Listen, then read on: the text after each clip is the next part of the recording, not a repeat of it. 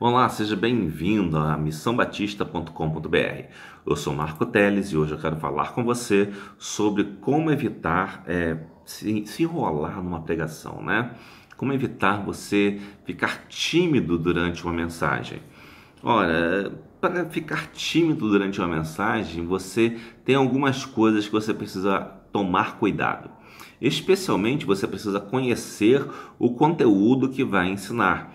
Você precisa ter consciência total do que você está falando, tá?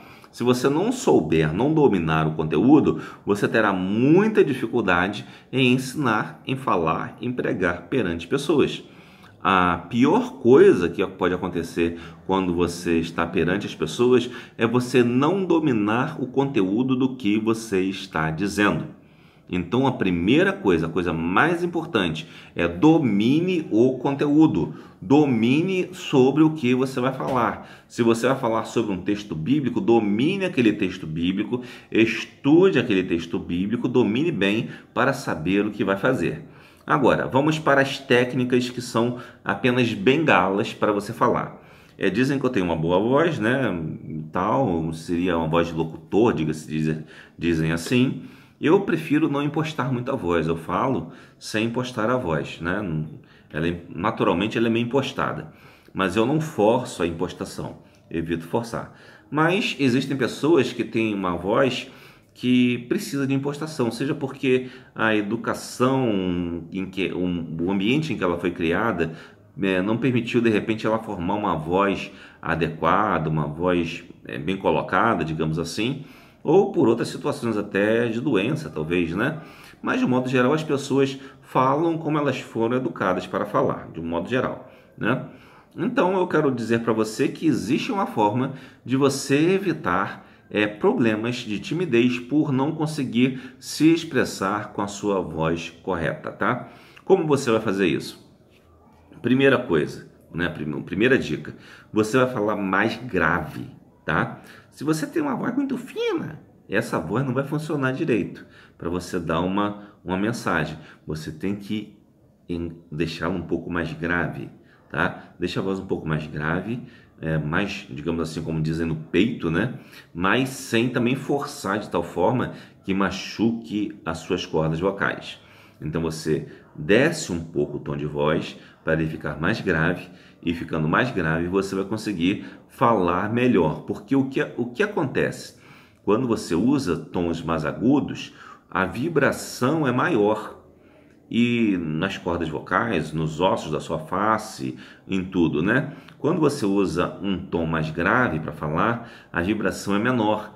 Então, com menor vibração, com menos movimento, você consegue controlar melhor o que você está produzindo, o som que você produz.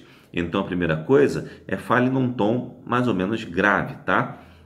Grave segundo você, né? Se você é uma mulher, por exemplo, pensando que existem as vozes soprano, contralta de mulher, por exemplo, no homem tem o tenor, o barítono e o baixo, pelo menos que eu saiba, tem outras intermediárias também, mas cada um tem seu registro grave, né?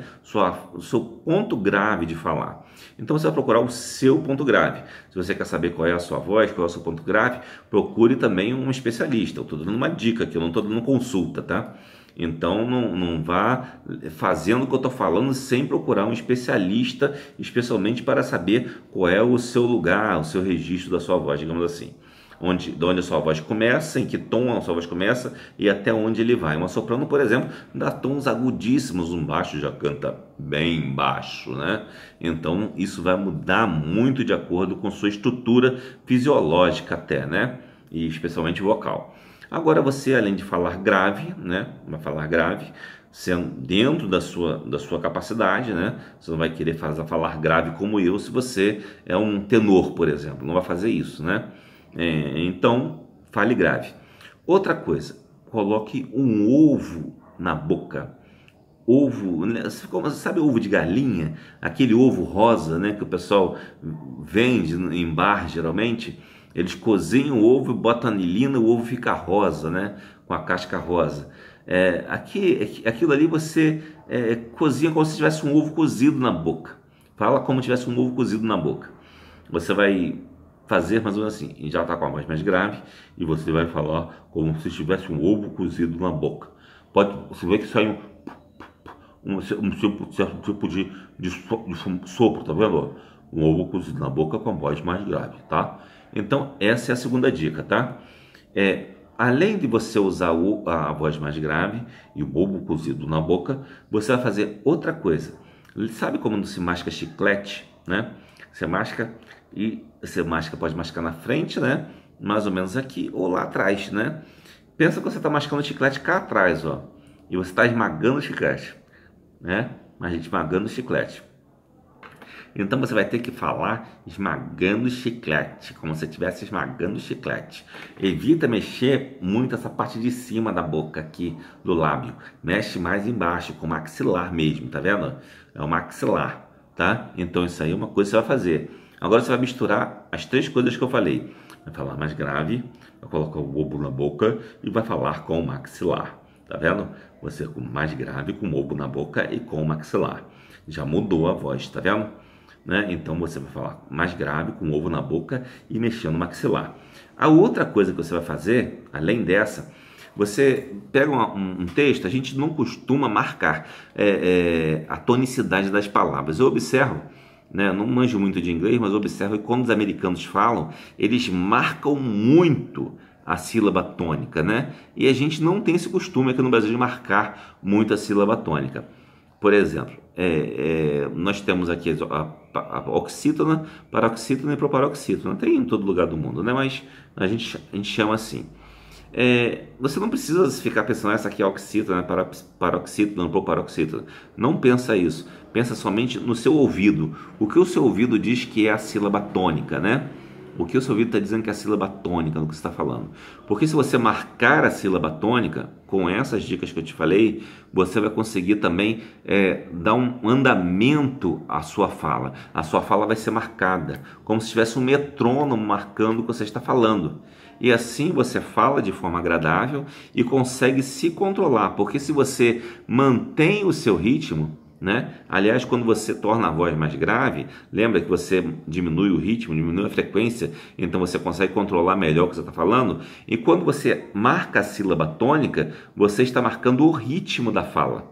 É isso que marca o ritmo da fala. Inclusive, em poesia, o que marca a cadência da poesia, digamos assim, a forma como a poesia é lida, é a sílaba tônica, tá? A sílaba tônica. Então você vai usar também nas formas de falar. Quando você for falar num lugar difícil, num auditório difícil, você vai usar isso. Mas lembre-se, tem sempre que saber o conteúdo. Não adianta falar besteira bonito, né? Você tem que falar coisas boas de forma bonita. Então eu vou juntar tudo agora para você. Ó, primeiro eu vou falar mais grave, agora eu vou botar o ovo na boca e falando mais grave. Agora, o outro passo é mastigar chiclete, já vendo? Já está mudando, ó, ovo na boca, voz mais grave, mastigando chiclete, certo? Agora eu estou falando normalmente, tá vendo? Assim, sem muito diferenciar as sílabas tônicas. Eu vou falar para você, primeiramente, o Salmo 23, versículos 1 e 2, e vou falar sem enfatizar as sílabas tônicas, tá bom? Você vai ver a diferença depois quando eu enfatizar as sílabas tônicas. O Senhor é meu pastor e nada me faltará. Ele me faz repousar em pastos verdejantes. Você observa que não ficou feio. Mas agora observe se eu enfatizar as sílabas tônicas pelo ouvido e não pela separação de sílabas, tá bom? Observe só. O Senhor é o meu pastor e nada me faltará. Ele me faz repousar em pastos verdejantes. Percebeu a diferença? Você pode tanto fazer essa marcação enfatizando com um tom mais alto na sílaba ou mais grave, se for um som mais circunflexo, digamos assim. Então você vai fazer esse tipo de coisa e dizer dessa maneira. Outra forma que você pode fazer também para enfatizar a sílaba tônica é prolongando a sílaba tônica, né? Digamos que eu queira falar com você algo importante e que precisa ser notado e que você precisa prestar atenção. Percebeu? Eu estiquei. Agora, onde você vai encontrar exemplos disso que eu te falei? Por exemplo, se você for pegar, vamos começar pelo mais escrachado de todos, que é o Globo Esporte, né? Além disso que eu te falei, disso tudo isso que eu te mostrei aqui, eles ainda botam um sorrisinho, né? Tem que estar rindo o tempo todo, né? Porque é tudo máximo, tudo maravilhoso, né? Aí fala aí, e aí, Romário? Não, pera, deixa eu mandar. Alô, Romário, como é que tá você? Tudo bem? Isso é o máximo e você encontra tudo aqui no nosso show de esporte, né? E é interessante que a sílaba tônica eu não fiz aqui, mas eles prolongam, né? E aí, Romário, tudo bem? Como vai você? Você é o cara. Tá vendo? Eles fazem assim, eles esticam. Eu não recomendo isso. E bota um risinho na boca, né, ainda. Não recomendo isso porque isso aí é muito para coisa de entretenimento, tá? Não é para pregação. Para pregação você deve fazer isso que eu te falei. Dar mais ênfase na sílaba tônica, mas na mesma duração. Não estender a sílaba tônica. Por exemplo, você vai ver isso que eu te falei agora. Por exemplo, vou tentar imitar aqui o William Bonner. Está no ar o Jornal Nacional com William Bonner e não sei quem lá. E hoje nós vamos... Deixa eu pegar melhor aqui. Está no ar o Jornal Nacional com William Bonner e Fátima não sei do que. Hoje nós vamos falar sobre... mais ou menos assim, né? Ou como ele chama a matéria, né? Por exemplo, político é preso em meio a mar de lama. Né? Você vai falar mais ou menos assim, né? Mais ou menos assim. Não estou querendo imitar exatamente. É só para você sentir. Você assista, você vai ver que é assim que a pessoa fala, né? É assim que a pessoa fala. Eles usam essa técnica, eles conseguem manter o controle simplesmente da voz, do como você está produzindo, do som, não é do conteúdo.